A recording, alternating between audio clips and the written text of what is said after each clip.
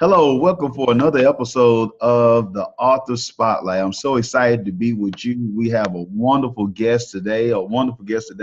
I'm telling you, y'all might as well get ready. Button up, get your button up tight as you can, so you get some air right now. You might not need no air after she get through with you. But this is a person who is going to add tremendous value. And so, the Author Spotlight. For those of you who tune in every week at 3 p.m. Central Standard Time, every Sunday you're going to be tremendously blessed and encouraged by a change agent, a thought leader. And we definitely have one on today. I have none other than Summer Owens. I'm going to read a little bit about Miss Owens before she comes on. Summer, the young adult activator, is the founder and CEO of Sowhat and Sowhat Foundation, which inspire people to live no judgment, no excuses lives. I told y'all better get ready. Summer is a motivational speaker, author, and Sowhat success coach. Summer's self-published book, Life After Birth, a memoir of survival and success as a teenage mother, was the launching pad for her new career. Prior to becoming an entrepreneur, Summer was a marketing executive for the NBA, Memphis Grizzlies, Service Master, and FedEx. So I'm going to just stop right there. Summer, I shared a little bit about your bio. I'm going to welcome you to the show. But if you don't mind, could you fill in any of the gaps or anything that you think our audience should hear more about you that I didn't share? Because I know it's quite a bit more, but I want them to hear it from you. Yeah, sure. And I'm sure it'll come up in some of your questions too. But first, let me tell you this. It's so what? So what? Oh, I'm sorry. I'm sorry. I got it wrong. My bad. No problem at all. And it is S period, O period, because those are my initials, but it's pronounced so what? Ooh, great wordplay. I like that. Thank you. Thank you. So yeah, just I guess a little backstory. I wrote my book. I published it 8 years ago, but it's my story. It's about my life. When I was 15 years old, I actually got pregnant by somebody I didn't know. It was a forced sexual encounter, and I got pregnant, and I had my son when I was 15. But I went on with my life, and I graduated from high school with honors, and I got a full scholarship to college. Oh, and I was voted most likely to succeed. Come on now. Full scholarship to college. I went to college, and I graduated from college magna cum laude, and I was Miss University of Memphis, and I did a whole lot while I was in college, and my son was right there with me, and my family wasn't in town. And so that's why I have my platform. So what? It doesn't matter what challenges you face, how hard it might be. If you want to make it, if you want to do it, you can do it. You got to say so what to those challenges, and so now what, and figure out how to make it, how to get what you want. I'm telling you right now. I mean, you got me excited about this episode. I knew you was gonna bring it, just reading some of the stuff that you had on there. But I mean that because a little bit, I came from a situation similar. Now, Okay. my mom was pregnant with me at 15 years old, and so I just know, like you said, so what? It doesn't matter for those out there who listen. It doesn't matter where you start. It doesn't matter where you start. You can get up and do something. You're hearing from Miss Owens right now. You can do it. Look what all she was able to accomplish. So many people a lot of people would have threw in the towel. They would have said, well, there's no way, girl, your life is over with. You didn't have a baby this early. Who gonna want you, or you can't go to school no more. I mean, but Right. she defied the odds. And so, and speaking of that, this is a perfect segue. With your first book, why this book? You got so many experiences. You could have wrote about so much. Why this book, Summer? Yeah, and I will write about so much now that I got this writing bug. I love this. I love this. I will. But I wrote the first book though. I was very content with my life. I was happy actually. I was in by that time I was working at FedEx, and I worked in advertising, and I loved it. I was in a very, very good place. I had made it. I had gotten through the hard part of being a young mom. Let me take that back. I was in a hard part because my son was a teenager. It's another hard part. But I had made it. I had good income. I had bought a house. I bought multiple houses by that time. And I was just at a really good place financially. where I didn't have to struggle. I had gone through school. I'd already got my MBA. And for the first time in my life, all I had to do was go to work and raise my child, which, that's a lot. But but that was a little for me, because almost all of my life I had always gone to work, gone to school, raised my child, and been involved in organizations, campus organizations. So anyway, I was finally able to kind of look outside of my life at other people. Because up until that point, I've been focused on myself, just trying to make it, And that's when I saw that, really started to see the teen pregnancy problem here in Memphis, and then, of course, outside of Memphis, too. And I said, you know what? It doesn't make sense. I said, these young ladies need to know that they can finish high school, because statistically, they won't. Statistically, they will drop out. And I needed to show them, you can graduate. You don't have to do it at the level that I did it, but you can at least graduate. And then I also wanted to show them they could go to college.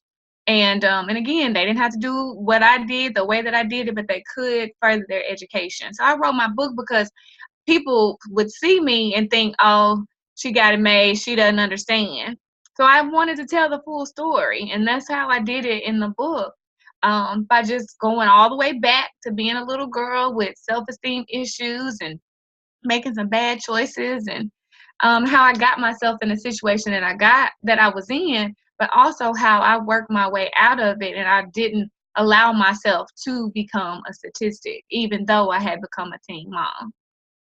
I love that. I love that, Summer, because and I want the audience to grab the nuggets that she's dropping down for us, because you can get tremendous value of the importance of knowing. And I've said this before, but I mean, you hearing it through Summer's story. The power of your pain is your product. Your pain is your product. So many times we want to throw away the pain. We let the pain abuse us. We allow for the pain, if you're not careful, to make us a statistic. And we never, ever think of or come up with, you know what? This actual pain of what I came through could actually be used as my breakthrough. The thing that I don't want to revisit, the thing that was put out there to cripple me or to harm me. But I just remember from a story in a good book that I know of that, that no weapon formed against you shall prosper. And so for those of you out there who are listening in right now, you must glean from Summer's story of how she used that as fuel. She used that as fuel to not be a statistic, to say, you know what? I want more for me. I want more for my child. I want to do more, period. And I want to encourage others that they can make it too. So those of you out there right now who might be in your dark spot, or you might think that, you know what, I don't know how I'm going to overcome this. I don't know how I even got in this situation. It wasn't Summer's fault. So, I share this with my children all the time. You know what, baby, no matter what you think, life isn't fair. But what you do is that E plus R equals O. The events plus your response equals your outcome. And so we're seeing the outcome by the response that Summer Owens did. She chose to be positive. She chose to be around the right people.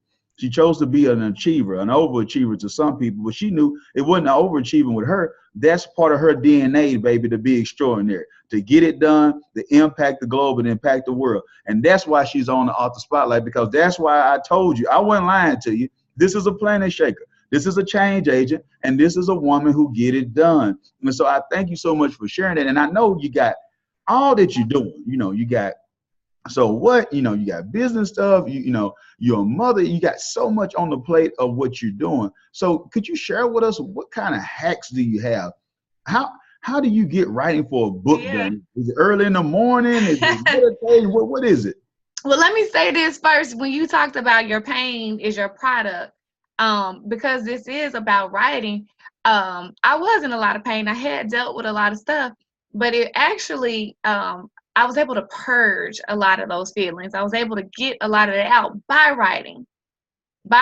So writing actually helped to heal me as I produced this product. And the crazy thing that happened, like I said, I wrote it for teen moms, and then so many other people started reading it. And I got on CNN headline news, and I was on the 700 Club, and it turned into something else. Like I said, I was happy at my job at FedEx. But when I started getting these invitations to speak, I found a new passion. And the reason why is because it was helping people. It was helping people. And so I quit my corporate job 5 years ago, and I have been doing this full time ever since. So, but yeah, I just want to encourage everybody who's watching, though, when you talk about your pain and the purpose and product that can come from the pain is sometimes you have to learn how to deal with that pain. And one healthy way of dealing with it is writing, whether you publish the book or not, honestly, but just at least by writing and getting it out. But as far as hacks go, I'll take it all the way back to when I was writing the book. This book, I'm working on other ones now, and it's a little bit different because I'm not working full time. So a lot of people who are trying to write their first book, especially, work a job full time, probably have kids and a spouse and other obligations. And so that was my story at the time when I wrote this book. For me, that was the last thing I did every day. It was the last thing that I did every day. So everybody, has their routines. It usually consists of getting up, getting their kids ready, getting ready, going to work, coming home from work, or doing whatever else you got to do after work, exercising, working out, getting kids fed, in the bed. And for me, it was saying my prayers, getting in the bed, and writing. Saying my prayers, getting in the bed, and writing. I had a word count. That was my goal. And so every night I tried to write at least a few thousand words. And some nights in the beginning, it was hard. I'm like, 50 words? I'll never get there. 50 words. But then, I used Facebook as my accountability partner at the time, because I would just post on Facebook, hey, I'm writing this book. Because people would ask me all the time, Summer, when are you going to write a book? You should write a book. And I'm like, I don't have time to write a book. I got this. But then I said, you know what? And I actually, at the time, I'll be completely transparent like I am on a book. At the time, I was going through a divorce. And so I had another set of pain that I was dealing with. And so I needed an outlet. And so writing actually helped me. So anyway, I would post on Facebook, I'm up to 1,000 words. 2,500 words, y'all, and people would say, go, Summer, I can't wait to read this book. Well, and this wasn't even my intention, but now I know, and it's weird that I didn't think about it before. My degrees are in marketing. I've always worked in marketing, but that was pre-promotion of my book. So by the time the book came out, everybody was waiting to read this book that I had been talking about. It took me about 2 years to actually write it once I got real serious about it. But that was my big hack, was that at that time was to make sure before I went to bed, I wrote something, even if it was 50 words, even if it was just looking over my table of contents again.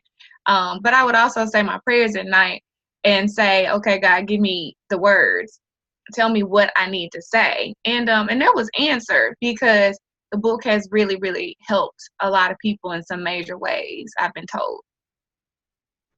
I mean, I love that, Summer, just especially when you're sharing the importance of looking at 50 words. I've been there with the 50 words, so I know exactly. That's what I was so tickled over. I was laughing so hard because I know, you think, oh, I'm supposed to get down tonight. I'm supposed to go in there. You go in there, you just pecking and looking like, oh man, it just, woo, that, that's far off as far as the 50. And even though the word count was at 1,000. And so those of out there who are listening, make sure that you don't get discouraged. Don't give up on yourself. Someone could have thrown in the towel and said, you know what, I didn't have enough time. I'm going through a divorce. I'm a mother at the same time. I got other stuff on my plate. Why, Lord, I'm not going to even put myself through this torture. I got enough things. Surely everybody would understand at this time in my life, I need some me time. I need to focus on me. But she brought it up that it was therapeutic. It is actually was soothing her to get that out in word form, or type it up and to be able to release that. And so you have to find out what you need to release. What is it that's going on in your life that you can learn here from Miss Summer Owens, that you can release, that you can find something that's therapeutic for you. Find yourself in a healthy space where you can have clarity and thoughts, where you can think outside of where you currently are, and know that you're not moved by what you see, only by what you believe. And by having that mindset, that's going to be the thing to be the catalyst for you to be able to set, similar to where Ms. Owens is, knowing that she has the satisfaction of knowing that, you know what, my purpose is actually coming to fruition. People are being helped by this because they saying so, not just because she said so, because they are saying that they're being helped. And they wouldn't be asking you to come on all these platforms if you wasn't helping anybody for the most part. So, but so I just want to commend you so much, Summer, for just doing that and just doing a wonderful job. And, because it was so many things in this story where you could have quit. It's so, just starting out. So many things that a lot of us, if the wind just blow too hard, we done fell out. Oh, Lord, I done gave up. I guess it wasn't meant to be. I just can't go another step, Lord. We are going whining and falling out crying. And that's not what you did. And that's why it's such an inspiration to hear your story and about what you was able to overcome. I just had to ask you this too. Coming from your background, I don't know if you had a lot of authors in your family or you knew people. What made you believe that you could write a book when so many had failed at the task, Summer? Yeah, I don't have any authors in my family. I did know one person, though, who had written a book. And she was the one who gave me the guidelines on I needed at least 50,000 words, is what she said. I needed at least 50,000 words to have a substantial book. And so and she told me who she self-published with. And that was kind of the only direction that I got from anybody. But I've always been the kind of person that I don't need anybody who has done it before close to me. If I just know that it has been done before, maybe even if it hasn't been done before, then I know that I can do it and then I can figure it out. Like I said my prayers every night before I wrote. And I just started writing. I probably didn't do it the best way or the right way. As a matter of fact, these other books that I'm writing, I will follow a different process. But I just knew I wanted to tell my story. And so I just started writing it. And I was going to say this too for anybody who might get discouraged and feel like they can't do it. If you just start writing, especially in my case, I was writing my story. It was a reminder of all the things that I've overcome, like all the hard things that I had already dealt with. And looking back on it, it's like, oh my God, now it's nothing. It was so major in my life at one time, and now it's nothing. I'm so far from that. And so it really encouraged me and inspired me. It's like, okay, if I could do that when I thought I couldn't do that at that time, what else can I do? And then, like I said, I would be writing, and I'm like, oh, it's only 50 words tonight, or only 100 words tonight. And then I'm tired because I got tired. We do that sometimes. Then I looked up, and like I said, I was at 10,000 words. I was at 12,000 words, and now I'm just flowing. And I got to the point where I was almost at 100,000 words, and I had to cut back because I didn't want the book to be that big. I wanted it. I was very intentional about my audience and who was going to read it. And young people is what I was thinking at the time. It's like, okay, I cannot hold their attention span that long if this book is too long. And so, but I laughed at myself at that point when I'm like, oh my gosh, when am I going to ever get to 50,000 words? And then I looked up and I had doubled it. And that's what will happen when you just get in the flow and believe that you can do it. And so you asked me the question, what made me think I could? And I know everybody's not like me in the sense that you feel like you can do anything, because I do. I feel like, and I teach my granddaughter that I don't say can't. Say, I can, but can you help me? And so that's how I feel about myself. There's nothing that I cannot do. I might just have to ask for help. And so I do. I ask for help with anything that I want to do. And so when it came to writing this book, it was just something real deep in me. And like I said, my son was a teenager at the time, and that was hard, being a single mother, raising a son without a father. And I saw what he needed, which was a man. And I said, you know what? I feel like I'm not honestly being as effective as a mother, because it comes to a point in a child's life that they listen to other people more than they listen to their parents. And I said, you know what? That's probably what I'm supposed to be doing now, is being that other person to a lot of young people to reinforce what their parents are already saying that they may or may not hear from their parents or receive from their parents. And so that really encouraged me and that motivated me. And even when I got tired, I kept seeing challenges with youth in general. And I said, you know what? I got to get this book out because I got kids to help, parents to help with their kids. And that really kept me going. And that's what made me feel like I could. I'm like, I'm just also the kind of person, if you do tell me something I can't do, or if I even feel like it's something I can't do, I'm going to prove you wrong.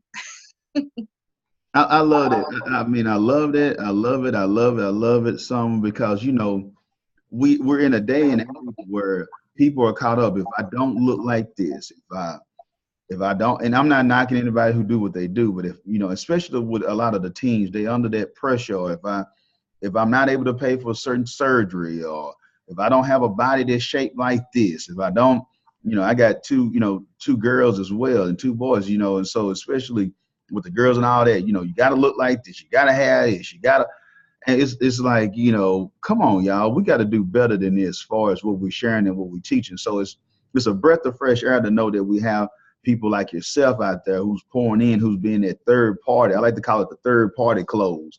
So, you know, you might have the mom and dad or the grandparents saying one thing, but when they got somebody cool, like Miss Summer here, you know, it helps out with the rest of us as far as having, you know, a voice of reasoning that we know and coming from a good spot, from a healthy spot, and just encouraging them to move forward and do what they need to do. And you know and what? accept themselves too. Like you said something real important, Darren, because so I speak too. That's what I do the most now. And I also have a curriculum that's in school. So we'll probably talk about that in a minute. But the number one thing that I focus on, or the first thing that I focus on, is self-love and self-awareness and self-appreciation, because you're exactly right. So many people, young people and people who are a little older like us, a lot of people struggle with appreciating themselves and loving themselves just like they are. And so they're seeking to be like somebody else instead of being the best versions of themselves. And so that's something I focus on. And in the first couple of chapters of my book, that's all I'm talking about is how I did not like myself. I didn't like how I looked a lot. And I gave specifically the things I didn't like. I didn't like my face. I didn't like my hair. I didn't like my hips. I didn't like my teeth, everything. And all those things, guess what? I love them now. And once I started to love them as a young person, I was able to love myself. I was able to be more successful. And I just stopped caring about what other people thought. And then other people began to think that I was pretty awesome just because I thought I was. And too often it works in reverse. People don't think that much of themselves. And then other people bully them and pick on them too because they don't, you know. So I spend a lot of time talking about that and working on that with young people. And see, you know, that's the amazing thing. And, you know, and I know this, but you talking to the audience the right way though today, Summer, because it's some beautiful people, handsome, beautiful, good looking people. But like you said, if you don't believe that yourself, it doesn't matter what somebody is. It's just those paradigms. And it allows for you to self-sabotage yourself, you know, without even knowing it, not even knowing that you're doing it to yourself. You know, you know, if someone even said that you was cute or thought that you was beautiful, you couldn't believe it because you don't believe it yourself. You don't believe it yourself, exactly. And you can't love, and that's another thing too. Relationships, anything else, it's hard to love somebody if you're not loving yourself. So no matter if somebody is the right person or whatnot, because you don't have the love there for your own self, it's nothing that nobody else can do, whether it's that or believing and trusting you. And so, like you say, the stuff that you're over there worrying about was not an issue at all. Hey, your face wasn't an issue at all for somebody. Them hips that you wish that you didn't have, everybody else was loving your hips, but you had the problem. Didn't know you were blessed over there. You over there crying for nothing. And so I'm talking about the same thing for some of you out there. A lot of y'all don't know that it's somebody who think that you are beautiful right now. There's somebody who really think that you're intelligent and smart, but because you think you're not smart, or you think you ain't the next Einstein, or or you're not the next Elon Musk or something, then you think that you're insignificant, and that is a lie. That is a total lie. It's bogus. It's a false report. Do not believe that. Know that you are special. That, as the great Jesse Jackson would tell you, that you are somebody. That's what Jesse would tell y'all if he was here. So, you got to remember that you are somebody and that you care for and that you have a lot to add. I look at it now. Look at what's happening here with Miss Owens. Just think about if she would have quit. Just think about if we seen this beautiful smile on here on this show right now. Just think if she would walk around and covering her face up the whole time, because people doing it. There's some of you right now who covering your face up, putting stuff on, trying to hide yourself and scared to death that somebody gonna see. Hey, let it go. Let it go. Listen to some of the teachers that Miss Owens is sharing, whether you a teen or you're not a teen. This content and this type of material about self-awareness and understanding about self-love can help anybody. As you said earlier, Miss Owens, even those our age, a little bit more seasoned, but we're getting better with time like fine wine. Fine wine. I've been saying it. Come on, baby. Let's work with it now. We're getting better with time like fine wine now. We're getting better with time like fine wine. And speaking of that, Summer, could you share with us, how has publishing your book improved your life? Could you just share whether it be speaking engagements, business growing, how being as a parent, how your kids look at you, just anything, grandbabies look at you, just share the multifaceted ways that being an author has improved your life. It's changed my life completely. So completely. It changed my career path, everything. So I published a book in 2010, and 3 years later I quit my corporate job and I started speaking full time. So I mentioned that before. I started getting asked to speak. I did get local and national, international media attention. So it got the messages, it spread. And I found my passion. I feel like I found my purpose, like my calling, like the reason I had gone through all those things that I had gone through in my life was because I needed to help other people. That my story and everything that had happened to me was not even for me. It was not for me. It was for me to share with somebody else to either, one, keep them from going through some of the things that I'm going through, or two, help them to deal with it if they were going through it or would face it. And so, I quit my job and I've been an entrepreneur. It'll be 6 years. 5 years in June. So in a month, 5 years. I also started a nonprofit for kids, and it's called the Sowhat Foundation. And everything I do is based on, again, helping people to say, so what? And this goes back to what you just said. There are always going to be things we don't like about ourselves. You have to learn how to say, so what? And you can appreciate this too. So what is based on the serenity prayer. So help me to accept the things I cannot change. That's so what. And then courage to change the things that you can. That's the so now what. So for me, there were things like my teeth. That was, like I mentioned that before. I had buck teeth from years of sucking my thumb. And people made fun of me because of my teeth. At the same time, some people were complimenting me. But guess what? I could do something about it. And guess what I did? I got braces. Then there are other things, like some people are bigger than they want to be, right? So you either sit around and complain about it, or you do something about it. So everything in my life is, there's some things you can't change. I couldn't change the fact that I was a teen mom. Nothing I can do about it. So what? But if there are things that you can do, have the courage to do something about it. Nobody wants to hear you complaining about it, constantly complaining about it and not moving forward. Because we do that, right? We do that in a lot of cases. You just complain, and people get tired of being around you. And you can just take control of your life, stop complaining, and start acting and doing something about it. So my life changed. I did that. My son, like I said, it kind of did present some challenges because it's our story. And I don't know if he was completely open to sharing it, but we've had our journey, and I've learned a lot through that process too, that I'm going to share in my next book, because that will help so many women who are raising sons alone.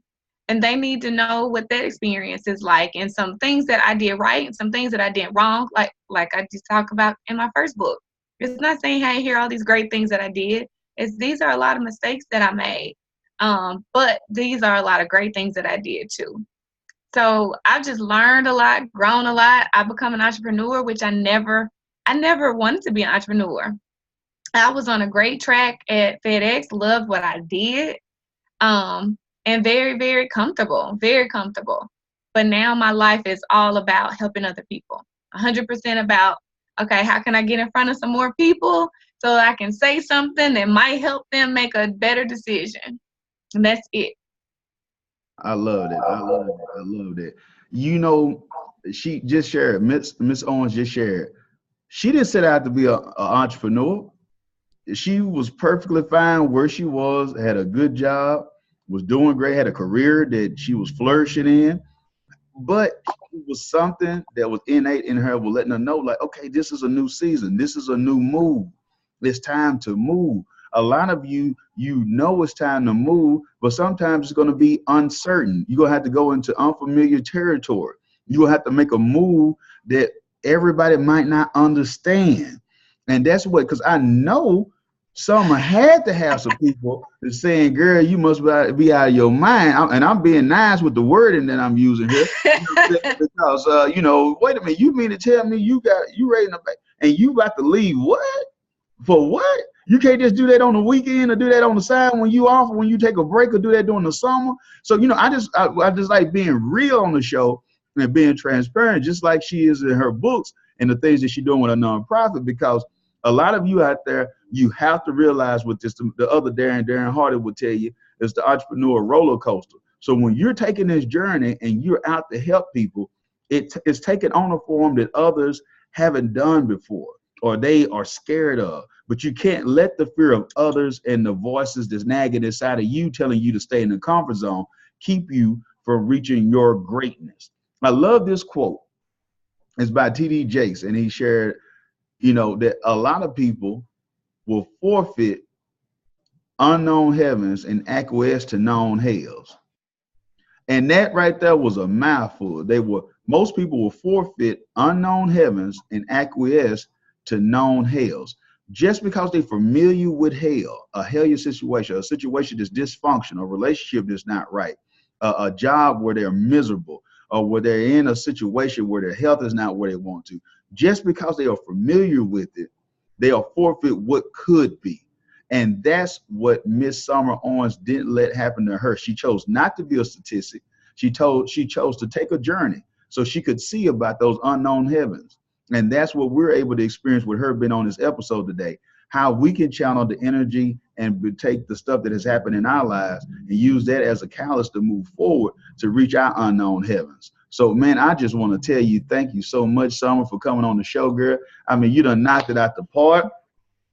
Thank You done you. knocked it out the park. You got me fired up on this episode. I'm telling you, I love shows like this. This is why I'm going to tell you, Summer is selfless, but I'm selfish.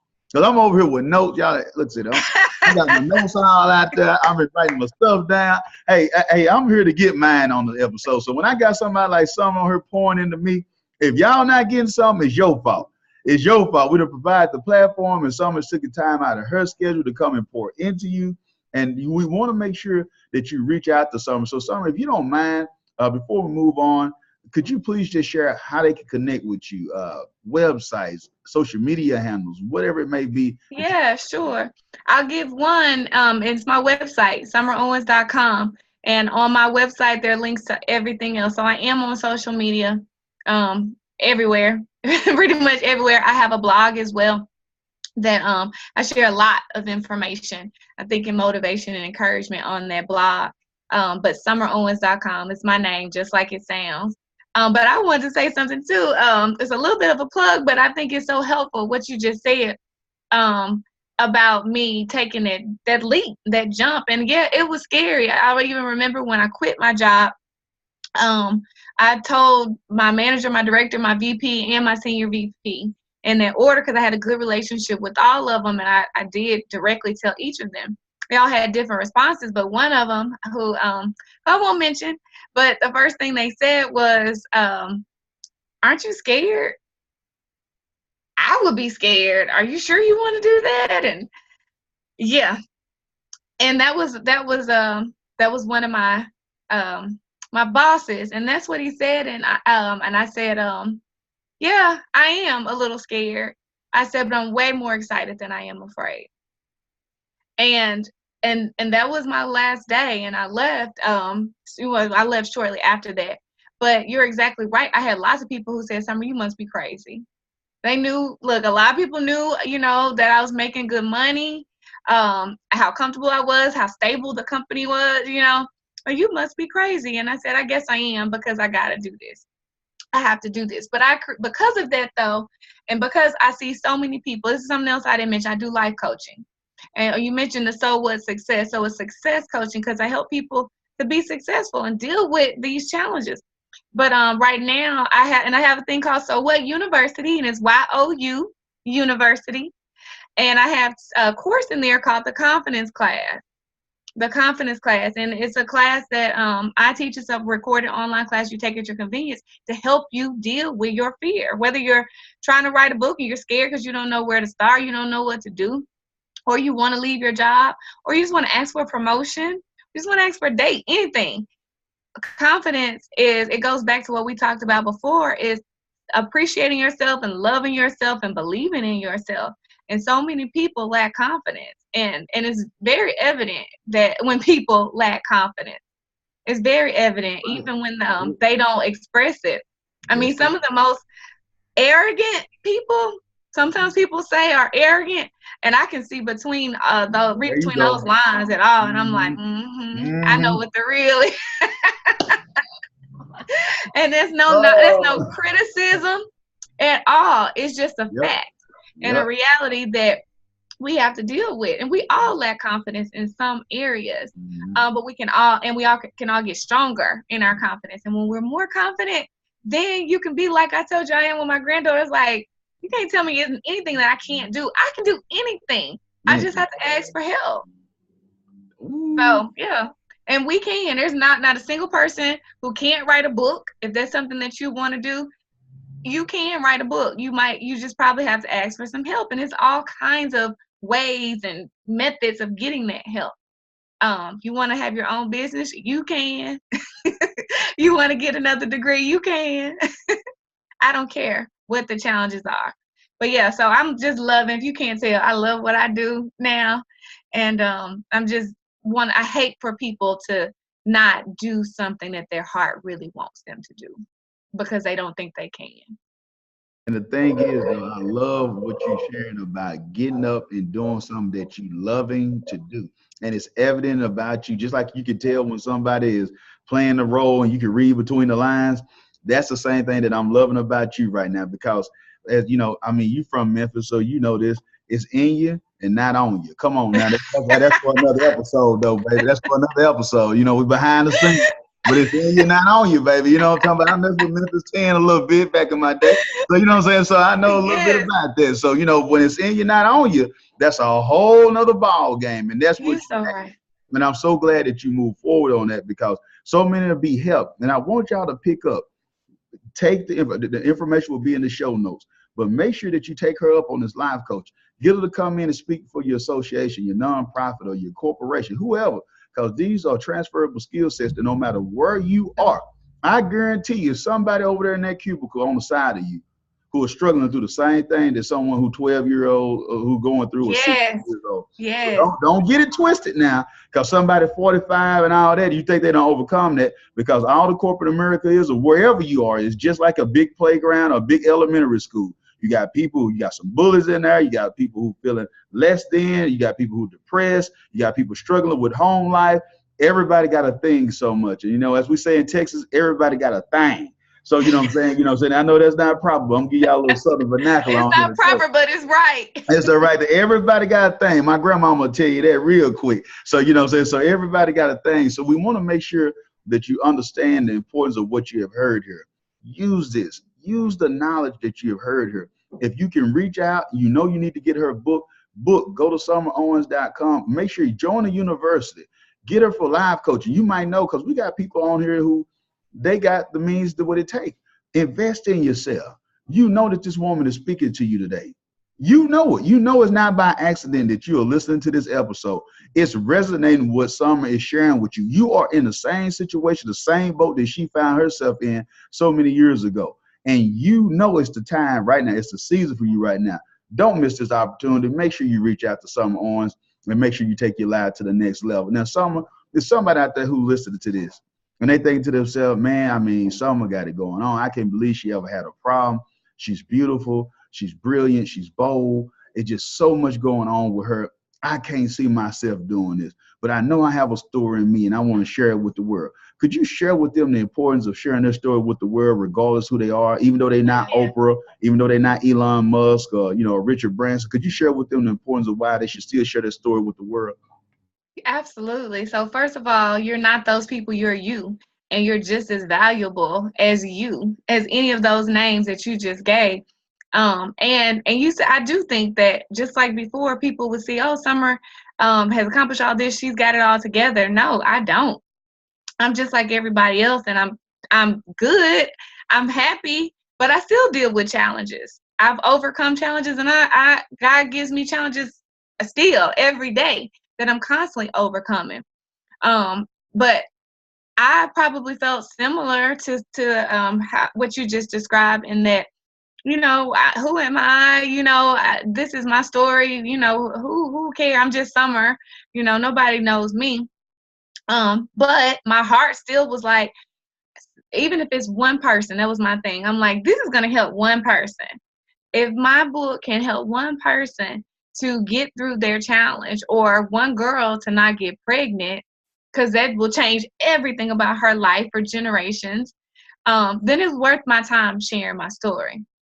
And well, as soon as I published the book, those numbers were blown. It was awesome. And you would be really, really surprised. And so whatever your story is not my story. It might be similar, but everybody has their, like you said, their thing. Everybody got their thing. Everybody has their story. And everybody will relate to somebody else's story in some different way. And so when mine in particular, and it blew my mind. And that's what keeps me going and what pushes me now, even when it gets hard. And it's gotten hard. And I think it will always be hard. The difference is I know how to deal with hard. Hard means I must be doing something right. I'm pushing towards something great. If it's hard, if it's easy, then it's insignificant. But I started getting emails from people all over the world telling me they read my book or they heard my story. And I was about to commit suicide because I found I was pregnant. And I thought my life was over, so I was just going to end it. Okay, so that's a life. That's kind of major, right? I got lots of messages. People were like they were going to have an abortion, but they see now that they could go on and they've had their baby. So that's life too. That's life too. I had lots of people who said, well, if Summer can do it with a child, and they were talking specifically about going back to college, then what's stopping me? All I have is myself. So it was like so many stories that I was getting. Oh yeah, and men too, saying I read the book and now I understand my daughters so much more. Or I understand single moms so much more because I date single moms. Now I understand them so much more.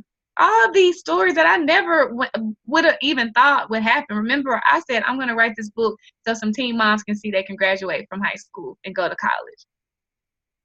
It's been so much more than that. And the same thing will happen. I think the same thing happens with anybody who shares their story. If you share it from your heart and you're really, really genuine, and for me, I was genuine, I was real, I was very transparent, then if you do that, then you're going to touch somebody, even if it's just that one person. And you will impact somebody's life in a major way. I have no question about that.